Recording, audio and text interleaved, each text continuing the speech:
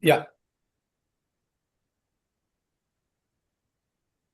All right. Well, thank you, everybody. My name is John Blakeney, and along with my uh, counterpart, Jacques Alexis, we want to welcome you to this month's Evidence-Based Project Management Roundtable.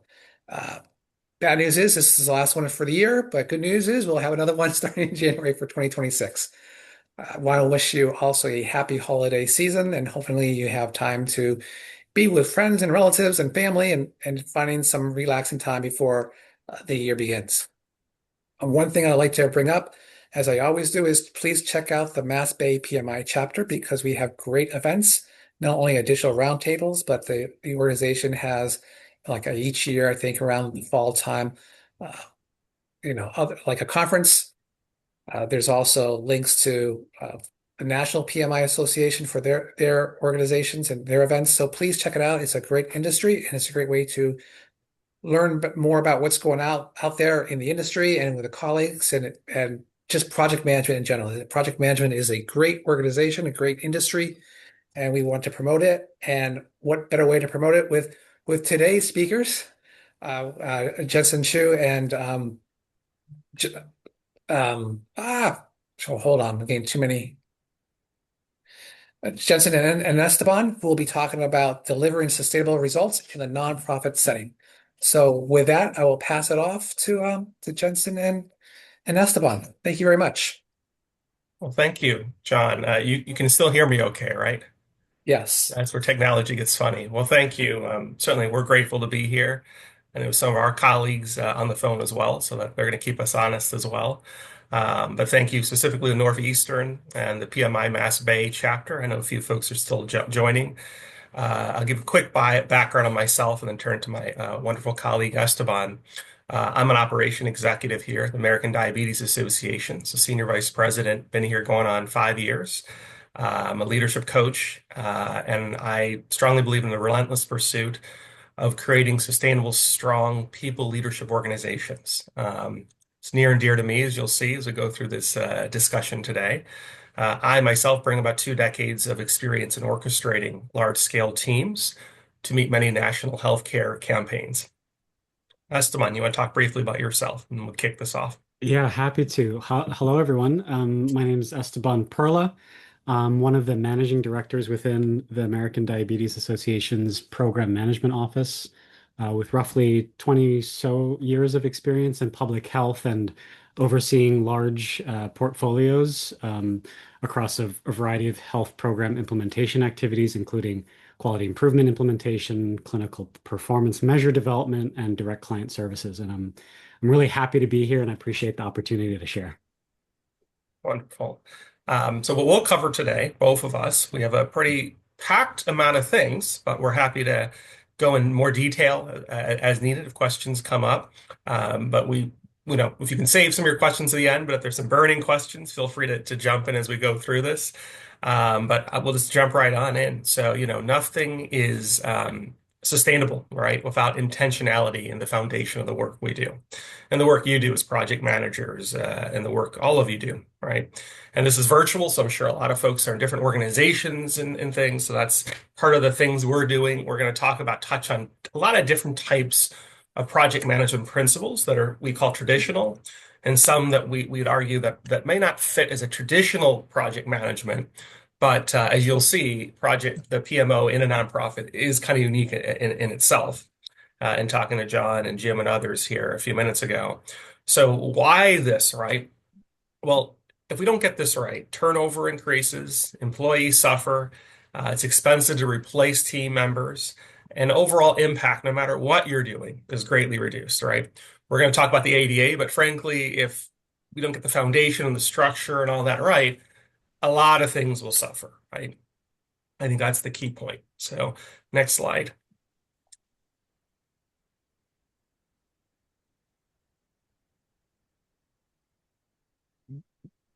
Jensen, you want me to pick it up from here Yes, or you pick it you? up. Go ahead. Okay, great. Thanks, Jensen. From our discussion today, we hope that you walk away with a few key points that are displayed on the screen here. Today's discussion, I'll just start off by saying, really isn't intended to be a comprehensive guide or a robust PMO implementation strategy. but rather it's a brief overview of a few things that we find to be really important. But some of the things that can often be forgotten or easily deprioritized, especially amidst all of our execution work and, for our programs and projects that we're involved in.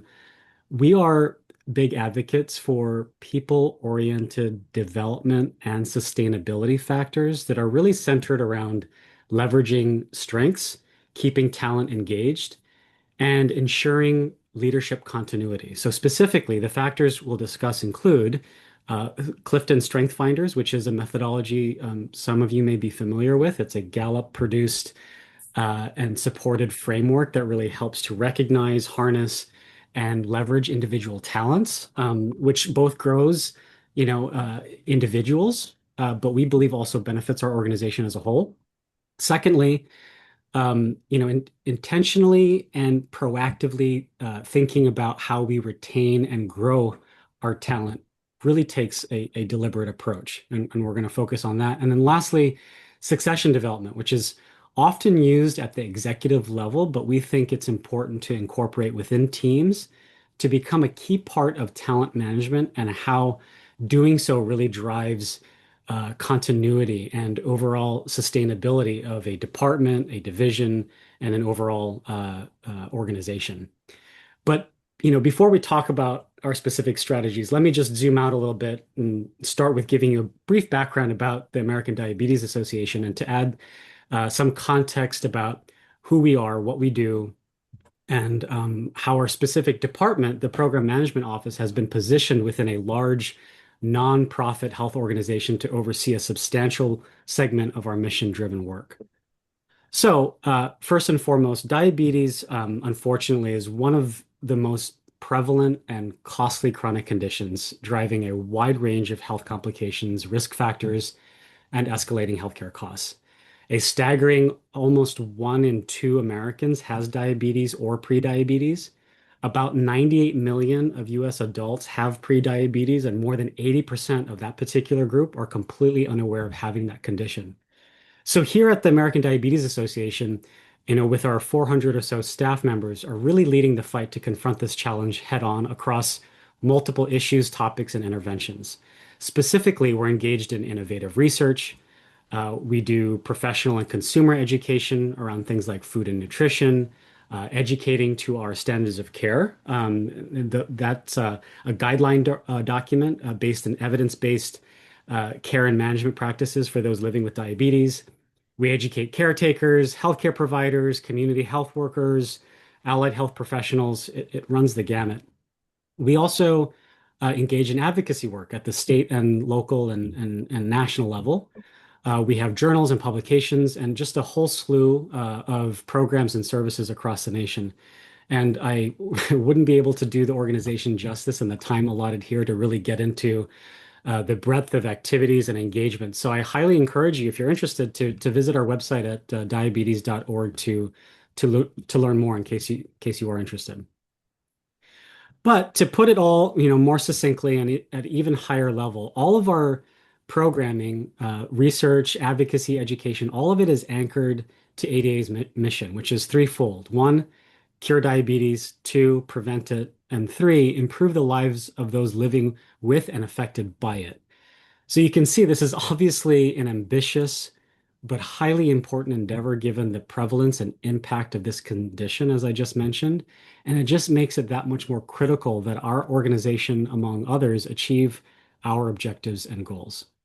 So let me zoom in just a little bit more and talk about a brief history of our department, the Program Management Office. The PMO was launched at the ADA at the beginning of 2021, so we're not that old. While many PMO offices commonly target a specific focus area like IT, the ADA really needed an enterprise level execution shop to handle program management work, things like project plans and timelines and budgets that you may be familiar with. The PMO within the ADA is relatively unique in that we're bringing traditional project management expertise and activities into a non-traditional setting, such as a large nonprofit health organization. And I think we've experienced noteworthy results over a relatively short period of time. And I think our success is really evidenced by, our growth and the ADA's executives' continued investment in our department, and really based on the value that we add to the organization. We oversee a large portion of ADA's initiatives and programs that make up a significant portion of our revenue stream. We also started off as a pretty small department. We had 10 individuals and have grown almost fourfold over a period of 4 years since its inception to almost 40 staff members. So that's significant growth over just, a few years, and at least I think somewhat indicative of the value proposition and the support that we offer. Most of the support we provide across our entire organization can be organized into three pillars: efficiency, effectiveness, and collaboration. And there's quite a few responsibilities that tie into these buckets and some overlap. But in general, we work on standardizing project management processes with a focus on efficiency. We help to ensure strategic alignment and effective program delivery. We foster that much needed collaboration across teams, serving as that main coordinating body for the programs we support.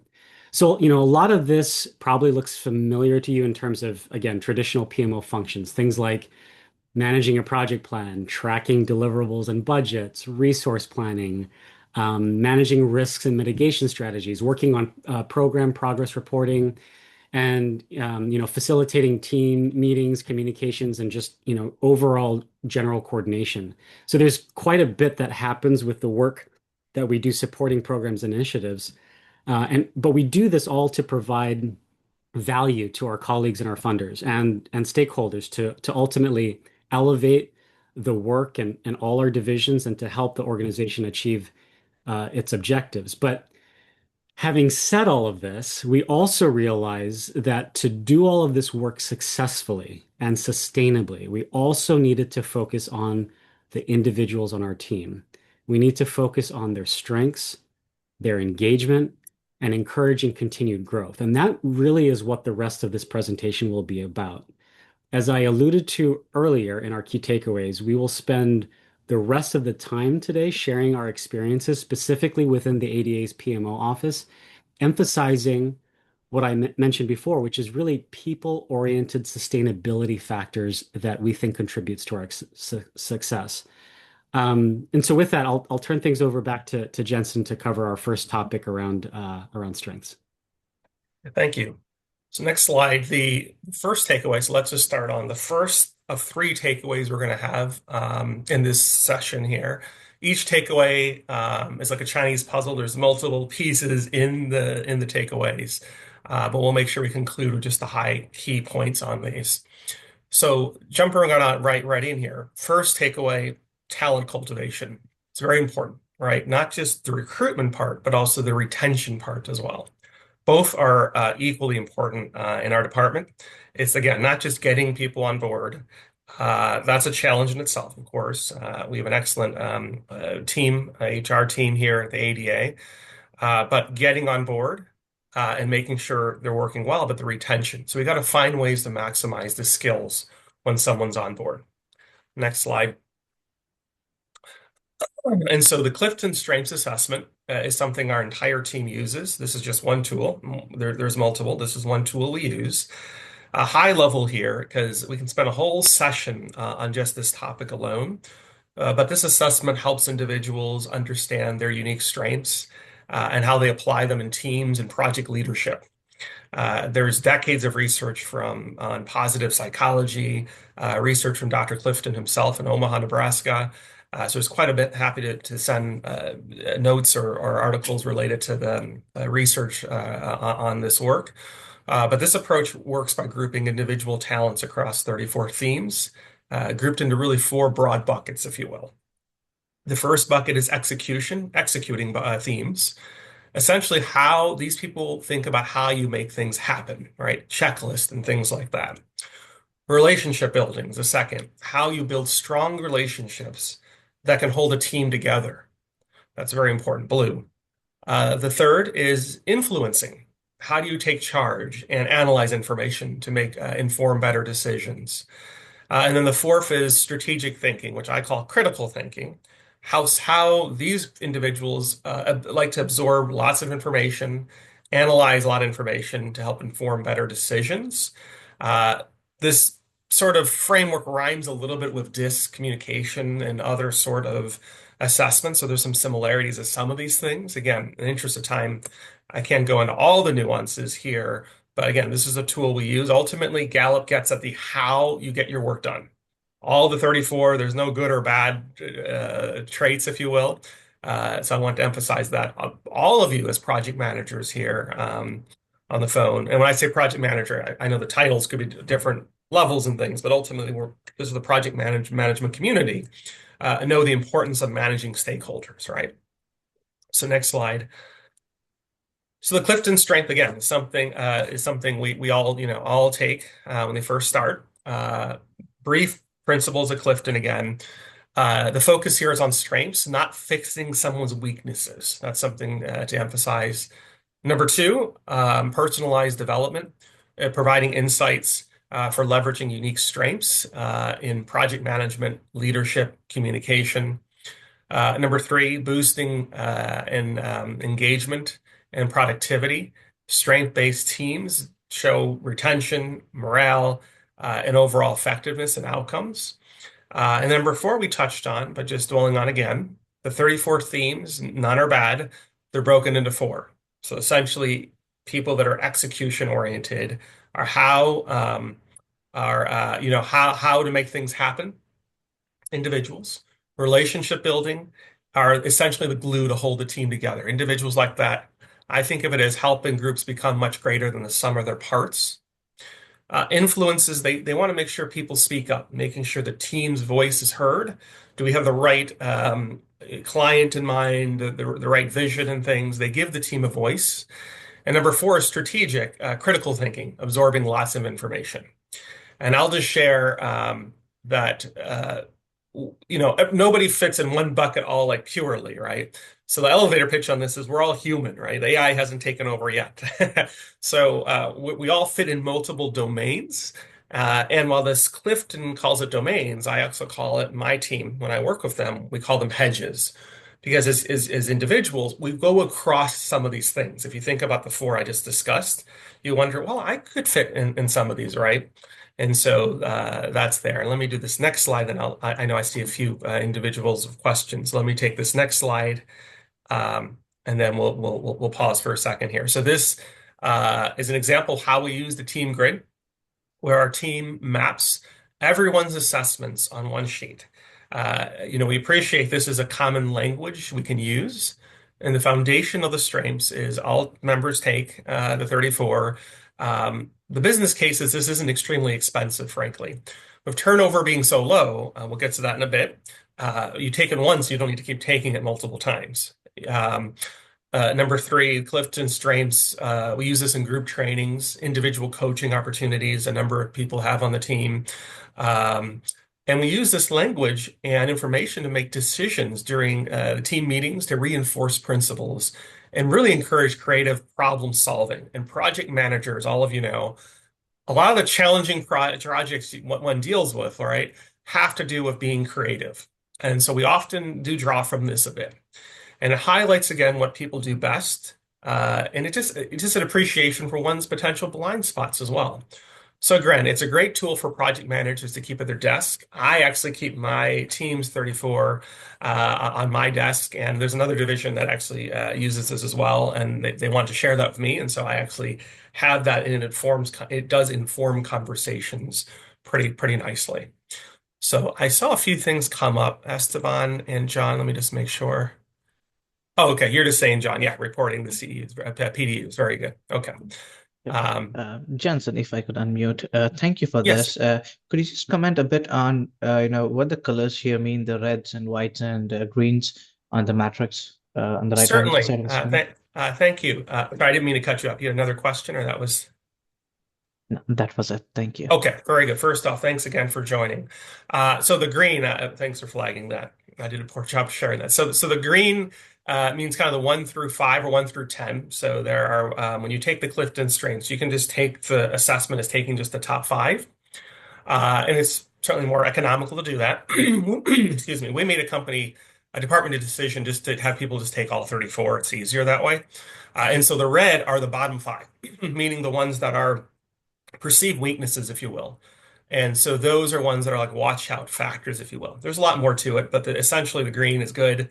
Red are things to watch out for. The white just simply means supporting cast of traits. They're not really good or bad. They support the things you're doing, but you don't use those strengths typically every day. Does that help? Thank you so much. That helps. Yeah, so I'm happy to offline at my email, John. You certainly give out. We can talk further on LinkedIn.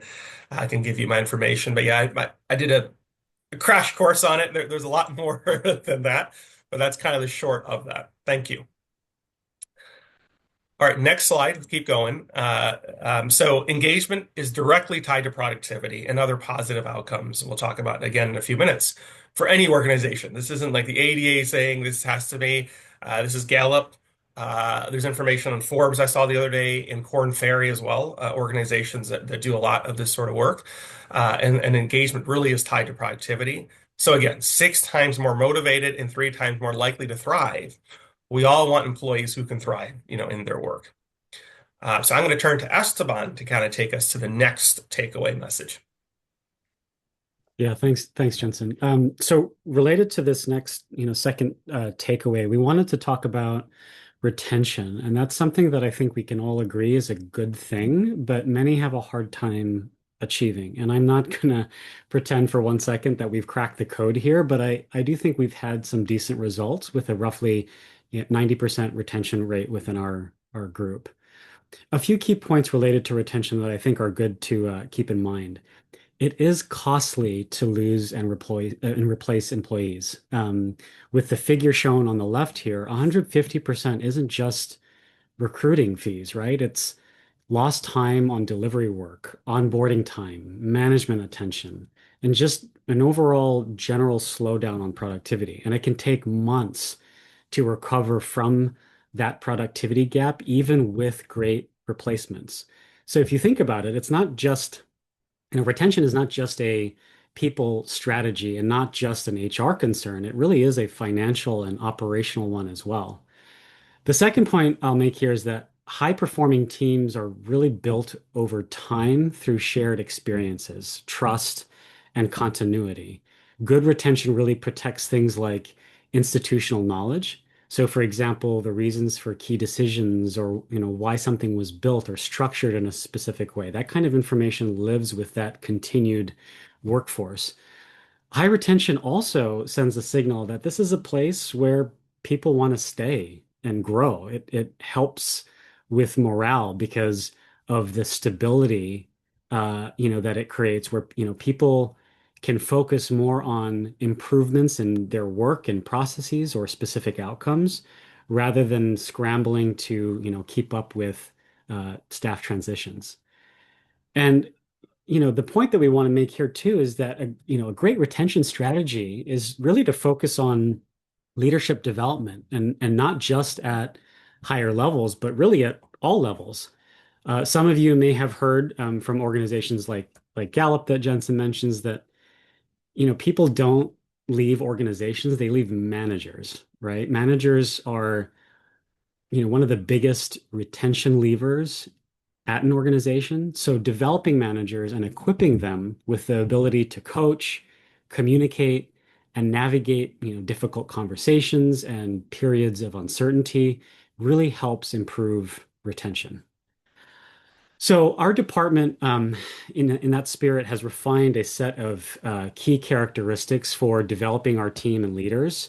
There have been a few iterations of this, but this is where we've landed recently, and they serve as really practical guideposts for our managers to use in everyday team growth and leadership. And so I'm not going to cover all of these individual traits in any kind of detail, but I think they can be distilled into 4 main themes. Some of these traits can be attributed to, clarity and accountability, for example, ensuring expectations are clear and decisions are consistent. Another group of traits are around communication and relationship building, things like fostering trust and collaboration with and across teams. Another around navigating ambiguity, right? And equipping teams to handle uncertainty and change with confidence. And then, last but certainly not least, is some traits related to developing and inspiring others. Things like focusing on growth, what we're talking about, mentorship, and motivating team members. So, while these traits are valuable for all on our team, managers really play an especially critical role in modeling and reinforcing them. There's this there's this great saying about how leadership is not just about processes. It's about how it feels to those experiencing it, right? I think folks may have heard that before. And to kind of put this simply, this intentional communication of these attributes really helps managers guide their teams. And there isn't anything magical about this specific list. The point that we're trying to make here is that we strive to be intentional about communicating the key characteristics or attributes that we believe will make them successful in their specific role and job function at the organization. So, to tie this to retention, this is a deliberate exercise of focusing on traits and competencies. And we believe it helps, at least in part, to address some of the key factors for why people leave. People leave organizations for things like unclear expectations and inconsistent decision making, right? Both of those are drivers for disengagement. People leave when uncertainty feels unmanaged or exhausting or chaotic. People are far more likely to stay when they feel seen, heard, and valued. And in general, people also leave because of lack of growth. It's one of the top reason high performers leave is because they hit a ceiling and don't have that room for growth anymore. So, bottom line, we acknowledge that our approach isn't perfect, but we've committed to intentional people development by leveraging the strengths framework that Jensen just kind of provided an overview of and focusing on core traits like the ones listed here. We really aim to retain and grow our teams and not as an HR function alone, right? But as a shared responsibility among all managers and leaders. And so with that, I'll turn things back over to Jensen for, another last thought about retention before he then moves into our third takeaway around succession. Thank you. Yes. So this visual is on my LinkedIn. Earlier today, I put this on there.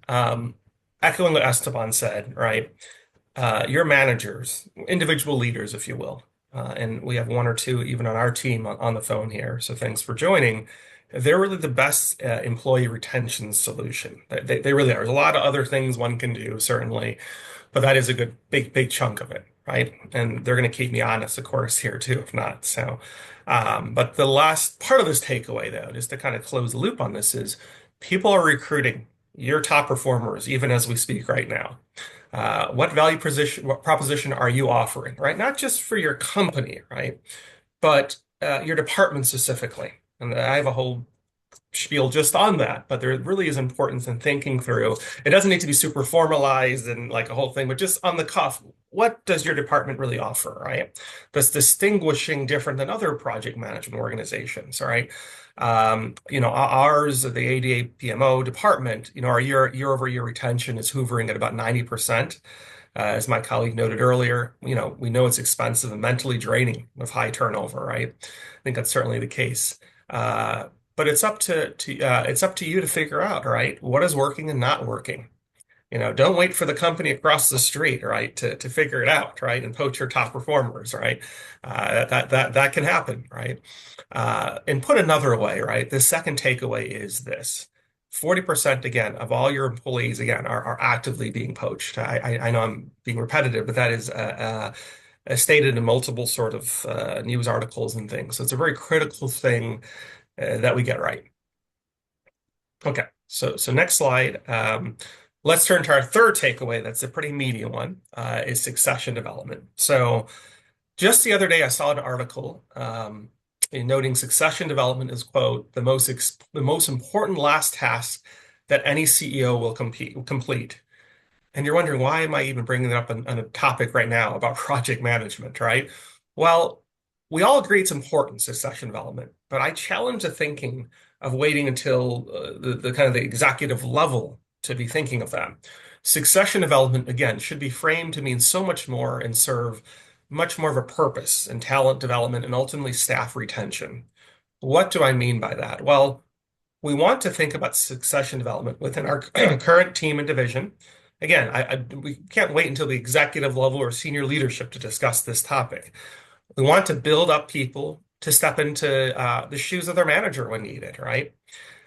You have to do this very intentionally, as we had to, because new work was flooding into this organization for us. I mean, it's good, it was, but we had to we had to really plan this out. So you need to build team members that can take on incoming work, and the opportunity to build internally first, offer new job experiences, internal promotions as it makes sense. Next slide. And what I want to focus on is the people managers for 1 minute here, right? So anyone that manages, by definition, is people manager in my eyes, right? And from my experience in project management, coaching as well, professional coaching, to have a strong manager will impact your outcomes, your performance, your engagement, your physical, mental health, your perception even on things. And to be a good manager doesn't mean they're only good on the technical things. That part could be important. Look, I know all of you had experiences of bad managers before, right? Let's not kid ourselves. Me included, right? But I believe rarely are managers bad people per se. They might not have had the appropriate training, or frankly, any training at all. And that may not be their strength, right? But the best gift a company could give someone is assigning a strong manager to the person. And it's not about the pool table, gym equipment, laundry service, or even some extra money, right? And so the next slide shows what I'm getting at here is, right, you want a supervisor who can feel cheers you on, wants you to succeed.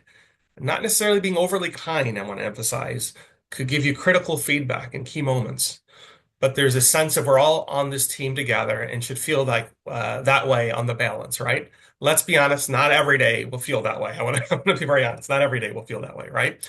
But we put red because we're not cheering on any teams. So there's no, I'm from Cleveland, Ohio, not great sports teams, but I think red seems okay because red is the ADA brand. So we put red here. But the point is that we're all the manager, all you just feel like they want you to succeed. And I think that is a solid part of being a good manager. The next part is, in the day of people managers is tough.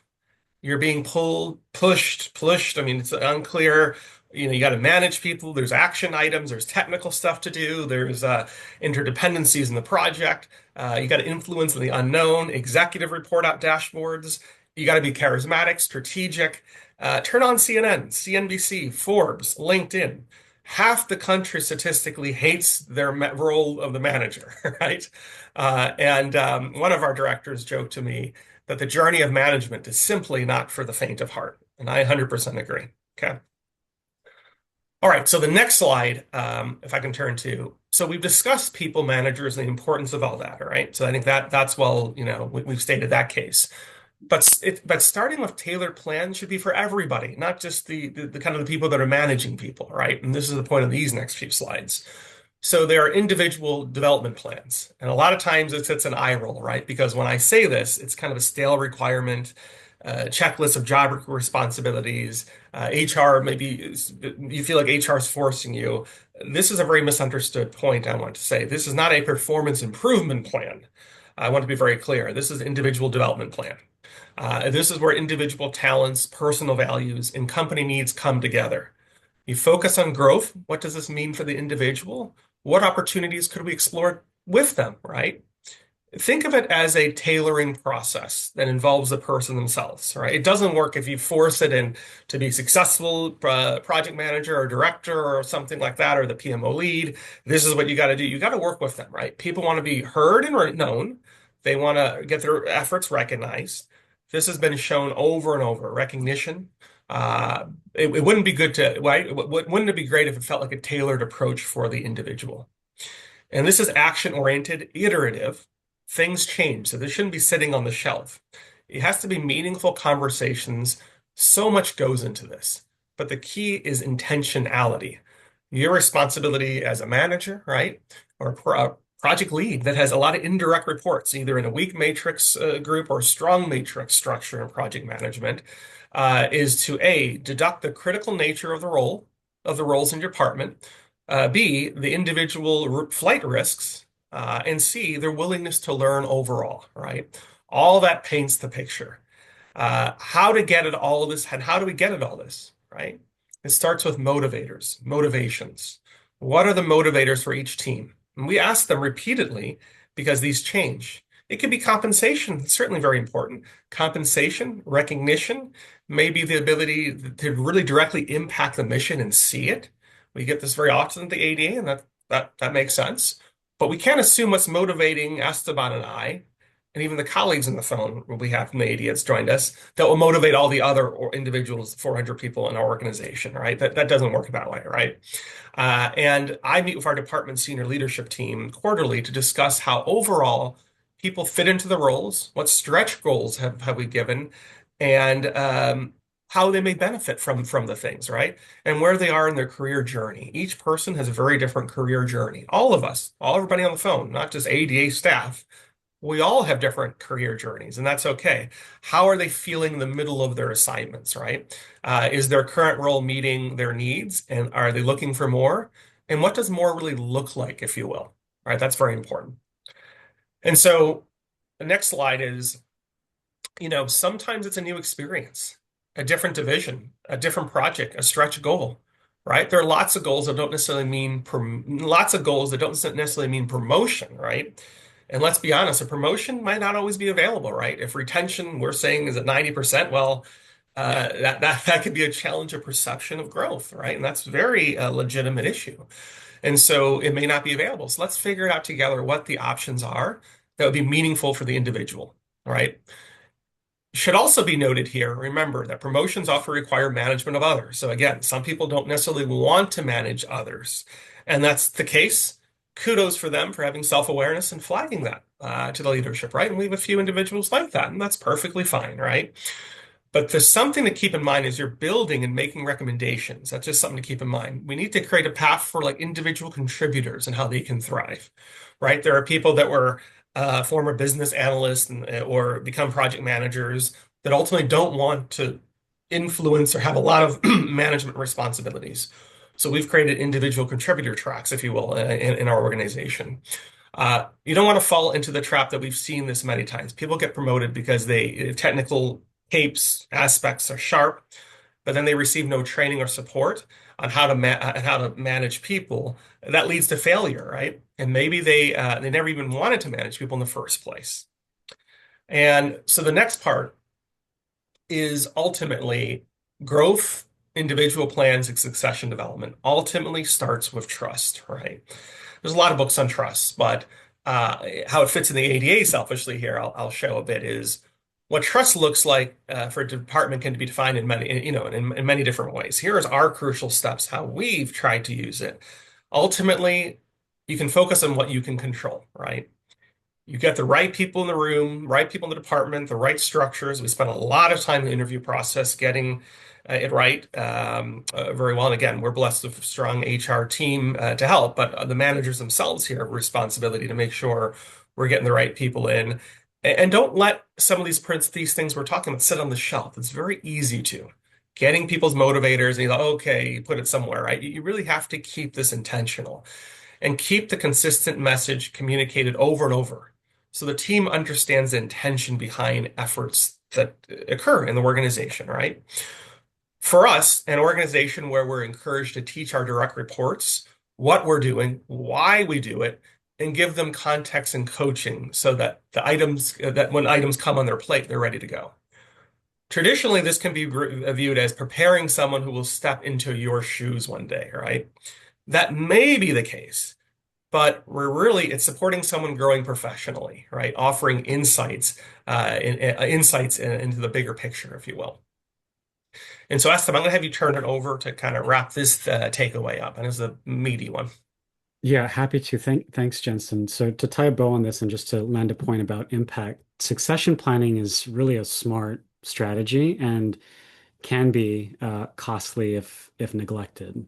So as Jensen mentioned, this isn't just about figuring out emergency backups. Succession planning for us is really about whole organization, risk management and figuring out continuity of program execution, especially when leadership gaps occur at the worst possible moments, right? And I think we may have all experienced that at some point. And again, this only works, as Jensen mentioned, if we are intentionally developing people and doing so based on concrete things like strengths, right? Not just tenure or job titles. So, if you think about it, retention and the earlier point of retention and succession, they go hand in hand and they're inseparable. You can't have a strong succession plan if your talent doesn't stay. So think about, retention as a prerequisite, for succession. So to wrap things up, and as I alluded to before, this isn't intended again to be a comprehensive framework or a robust how-to guide. These really serve as examples of important people-centric strategies that we believe engages and grows teams and ultimately benefits the organization and really amplifies our ability to reach our goals and mission. So, in summary, for talent cultivation and for building high-performing teams, don't start by fixing gaps or improving weaknesses. Play to people's strengths. That's what this Gallup framework is about, and it's an actionable tool, or at least a starting point for folks to use. And when we do that, when people do what they're naturally good at, you go from great to excellent rather than from poor to mediocre, right? That doesn't make sense. And then doing that also, the impact that we have is really amplified, and the organization benefits from that. Secondly, retention, it's expensive to keep replacing people, not to mention highly disruptive. Be intentional on what traits of success work for your department. Don't leave it only to HR. Managers here are the key levers for retention. And retention is really the result of consistent and intentional leadership. And then lastly, succession shouldn't only be at senior levels, as Jensen mentioned. And it really isn't merely about replacement. It really has to do with organizational resilience and readiness. So all in all, these aren't separate ideas, and there's a great deal of overlap here. Strengths drive impact, intentionality keeps talent, and succession planning really protects that continuity and really builds resilience and overall keeps the momentum at an organization. So I know, this is a lot of information, a lot of interconnected and overlapping themes. A lot of it may sound obvious, but it's kind of easier said than done, right? And hard to put into practice. But we hope this gives you some ideas of the things that have contributed to our success. So back to you, Jensen, to help kind of close things out. Yeah, thank you. And I know there's some questions coming in, so Rebecca, I promise I'll answer your questions. A good one. So I just had a few additional thoughts. Thanks, Esteban. I know it's a lot of stuff we're tying together here. But the ADA we're in year 85, right? And we're still sorting things out. So I want to emphasize, reminder, we're all a work in progress. Our department, myself included, we're all a work in progress. But we simply just do the best one can. I think that's the thing I always emphasize. We just do the best one can.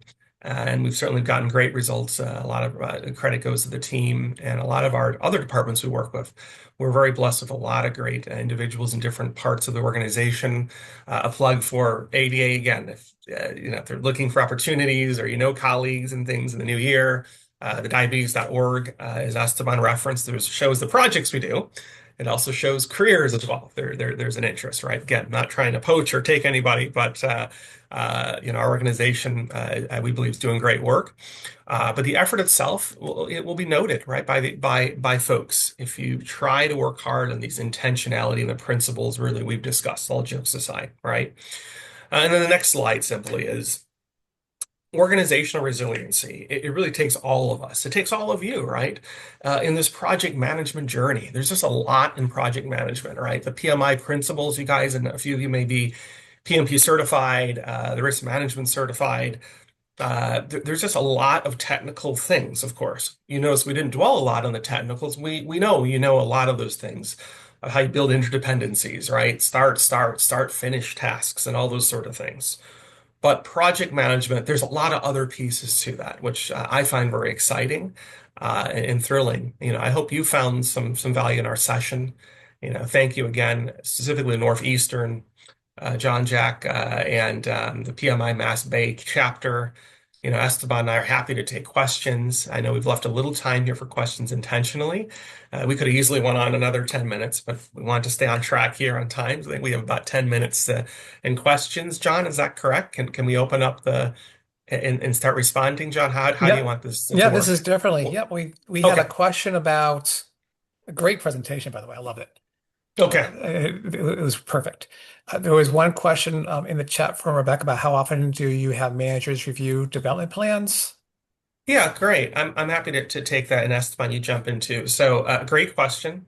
The short answer, it needs to be done pretty often, but I have a longer answer I want to share, Rebecca. I think this will be useful. Is that the short is, you do it twice a year, right? The mid-year you do a check-in generally, then the end of the year performance, then you got to review where things are at, right? That's kind of the way most companies run, right? Our department will usually try to do it quarterly. And it is dependent on the individual, I'll say, but at a minimum, it should be done quarterly. And this should not be so weekly. You have the one-on-one meetings and the project issues and things like that, right? This should be a separate thing. At least my personal opinion, it should be separate. I know organizations lump them together. I do think there should be intentionality to look. Esteban, if you don't mind, I use you for example. So I meet with him quarterly, right? And so we talk about the different career options, the different opportunities and things like that. That's separate from our weekly, budgeting things and risk management. We keep those conversations separate intentionally. I would even argue performance look back should be as separate than just development to some extent. I mean, that's tied a little bit, but like, hey, Rebecca, for your manager saying quarterly, want you to grow. What are you seeing, right? What opportunities are you seeing? And it isn't just next level. I want to emphasize there's different things you can be doing. And the other piece I would say is, why I say quarterly, my team members will joke is that if there's opportunities that come up organically, let's not wait quarterly. So there's a PMI conference this year. It was in San Diego. Next year's in Detroit, right? The PMI summit in the fall. We can't send everybody. It's cost prohibitive, but we go through and see, okay, who wants to attend? And we had a bit of a gap this year. And so ultimately we sent a manager, and usually directors go, but it fit in this person's individual plan. They really would get a lot out of it. And Esteban could also share. Really, we're getting notes still about the radical candor and all the things that came out of this recent summit. And they're coaching and training all of us about the things we've learned. So that's just a snapshot. I know I'm saying a lot, but I don't know, Rebecca, does that help answer the question? Yeah, definitely. Thanks. Okay. Okay. Very, very good. I'm happy to on LinkedIn. You can find me. I'm happy to talk further about this. Yeah, no problem. But thanks for all the work you do. Do you mind asking what organization you work for? So actually, I was at a biotech, but they were sold at the end of August, and I had my baby in September. So Oh, I'm goodness. currently on maternity leave. Oh, I understand. Well, Kinda- congrats on the kid. Thank you. Congrats on that. I'm happy to, we can talk offline, see how we can help or anything. Again, I want Okay, to awesome. coach people at the ADA. It's not today's discussion, but if Yeah, there's interest, I know New England biotech, and there's a lot of things in upheaval. So I'm very yes. sorry about that, but happy to support where it makes Hey, sense. awesome. I'm impressed that Rebecca decided to take all her time for the time she has being on maternity to spend the time with us. That's Yes. impressive. So thank you. That is that is that. Thank you again, Rebecca. So Esteban, you want to share the size of our portfolio and how it's growing? You want to take this question from Can I Jim? have a question? Can I make a question? Let's do Okay. Can we do Jim first? He came and then Okay. Jose. Yep. Can we go? Is that okay? Yep. That's fine. That's fine. Okay, I didn't mean to catch, but Jim, Esteban, you want to talk about that one? The question that came in. Yeah, we had covered a little bit Yeah. earlier, so maybe there's more to it. But the sheer number of programs that we have at the time is between 39 to 42, something like that, and that amounts to a revenue stream of 68 million to 72 million dollars. So it's quite a few programs and quite a heavy chunk of revenue that the PMO office oversees at the ADA. But was there more to that you wanted No, to I was know? just curious. That's all. Okay, got it. That's great. Thank you. Yep. Please, Jose. Okay. I have a question. I'm a very curious person, and a great presentation. Things that I needed to refresh my memory. a new focus, new things. One of them, it reminds me of a book that somebody wrote, Peter Principle, when you promote somebody that not supposed to be ready. America Diabetes Association. I'm an engineer, so I come from, my projects are an upgrade of software, an upgrade of hardware, designing this, designing that.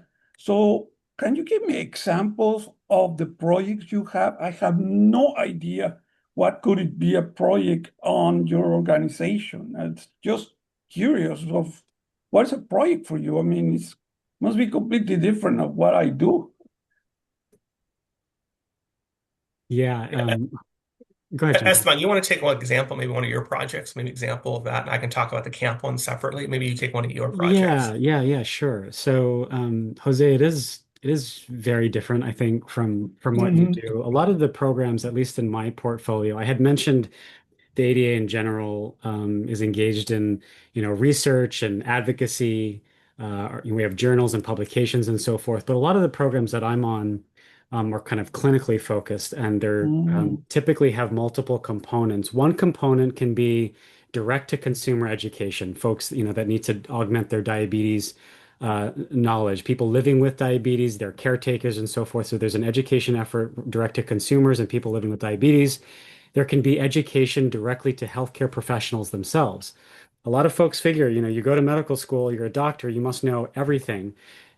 It's not possible, right? With all the different medical specialties, especially with primary care, 80% of people living with diabetes, they receive their care from primary care, and primary care can't keep up with the 24 to 27 different medical specialties there are and all the latest guidelines. So it's so important that associations like ours, we spend time synthesizing what can be a very daunting guideline, 400 pages of complex care and management and recommendation strategies, synthesizing that into bite-size, actionable things that they can take to their patients and point of care. So that education for healthcare providers is super important.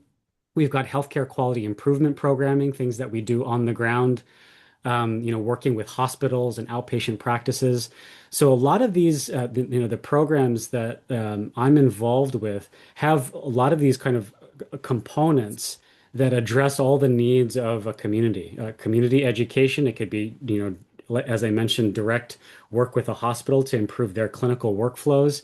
It's very multifaceted, but all of it is in the spirit of ensuring that people are getting the best information possible, the latest information, and that the people who are providing cares are getting, a synthesis of what, is, in our guidelines and aligned to that. So I hope that kind of helps color a little Yep, bit it about gives the me a type of better work we do. picture of what you do. Yeah, That's very yeah, good. yeah. And Jose, one other one I would say, we do, thank you, Esteban. We kind of do a lot of different types of projects. So Esteban flagged a good chunk. Another example is, and we can send these offline too. So we do one, I'll just flag this, we call Project Power. So that deals with when you think of, so he referenced a lot of like the clinical related things, but I'm working backwards to children age like 5 to 13, something like that age group, aiming to reduce the problems. So it's a no cost to the individuals, but it's a program that we work in nutrition education, health promotion in the schools, and increase physical activity and all the things for diabetes, right? Well, diabetes and obesity, they both kind of impact each other to some extent. I think obesity affects 20% of children and adolescents, if I have it right, in the US. So we're trying to change that evidence-based work relating to that. So we measure outcomes and all those things. But we also, how does project management fit in? Well, we have a lot of different school systems with multiple dashboards, and we have vendors that help to manage all the health behaviors and all these things. I'm oversimplifying it. My team will say it's a lot harder than what I'm saying, Jose. It certainly is. And that's why they're solid project managers. But we've really scaled this up quite a bit. Thousands of kids. I think we've empowered almost 10,000 youth at this point. And so we really emphasizing all these different things, right? We also have a program, the summer camp program for type 1 all across the US, 50 different sites, Mhm. thousands of kids. A lot of them are overnight camps. So picture as a parent, they drop their kids off, and we have to manage their diabetes and all the medical, and also a lot of them are teens, and navigating that in itself is tricky, right? So our team are dedicated experts in navigating that stuff as well. So we Mhm. oversee that, and we have a lots of smart sheet or project, MS Project, all those sort of things to build out, if you will, enterprise dashboard, if you will. So those are things principles we. So there are some themes that rhyme, but Jose, you had to be laughing, thinking very different. No, I worked in that consulting yes, a good chunk of my life, and this is a little different than that. yeah, very And so different. does But this answer, Jose, that? yes, actually, now that I know what you do, congratulations, man. That Oh, sounds well, very, very important for need. I know people that have diabetes yeah. and how they have to struggle with it from what they eat, when they eat the insulin Yeah. and all that. Know that probably you know better than I do, but very good. But congratulations. That's very important, definitely. I appreciate that on behalf of the American Diabetes Association. A lot of individuals, the 400 individuals that work here, Mhm. play a good part. So Esteban and I and a few others, we just play a small piece to keep things organized. But there's a lot going on. And so the question, Jim, if I can, you'd asked, what's the challenge the organization has? I'll say the PMO has rather. I wrote down a few things here. I'd say certainly funding, right? I mean, that can't be ignored in a nonprofit, the funding that we get from different groups in insurance, pharmaceutical groups, consumer-based organizations, the federal government. It's just a fickle sort of thing. So I think that can be tricky. And number two is staying focused on our priorities. We want to take on so many things. We really do. I mean, there's so many things we want to take on, but it just requires the resources to do that. Esteban, do you have another item you would add about what challenges you see? Maybe the manager's not as good. I don't know. Maybe he'll say that. I don't No, I think know. no, I think you got it. I think, just probably relevant to a nonprofit is, yeah, resources are slim, right? There's a lot to do with few resources. So we do, as Jensen noted, have to be strategic about how we use it. And we do have to be anchored toward our strategic goals and, what our, what's best for the diabetes community. That's ultimately who we're serving. That's why we're here, is to make sure that we're doing the best for them. And that is very hard to do. There's lots of complexity. The healthcare landscape, incredibly complex, incredibly challenging, always changing. And so to try to bring organization to that is challenging in and of itself, right? Being that coordinating body for all of these efforts, it's tough. It's really tough. But thank you for the question. We are getting up to almost 1 o'clock. Do you think we have one more quick question? Yeah, fire away. And you can Let's find us on see. LinkedIn too. So Jensen, she can find me. I'm going to try to pull up my information. Give me 1 second. I'll put that in there as well. I should have had this together. Fantastic. So That was really a true roundtable with a fantastic presentation.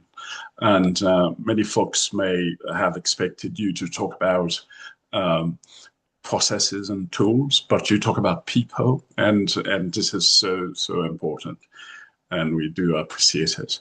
Do you have any other questions in the chat room? there was a question about the biggest challenge. They addressed that.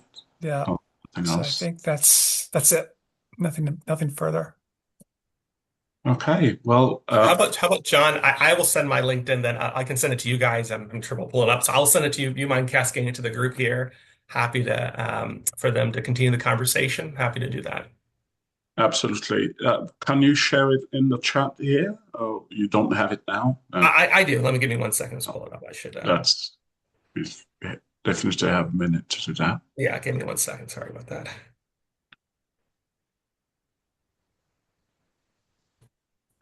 Okay, there we go.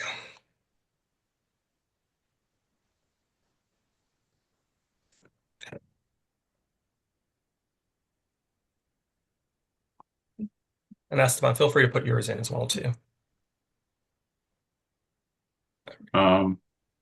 You have to send it to everyone. Oh, here it is. Perfect. Okay. Awesome. Great. Fantastic. Thank you. Well, Yeah. well, thank you so very Yes. much for your presentations. It was really great session, and we do appreciate it. I'd like to say many thank yous to everyone here today, and so happy, always happy to see so many familiar names. John and I are very grateful for your support for this roundtable.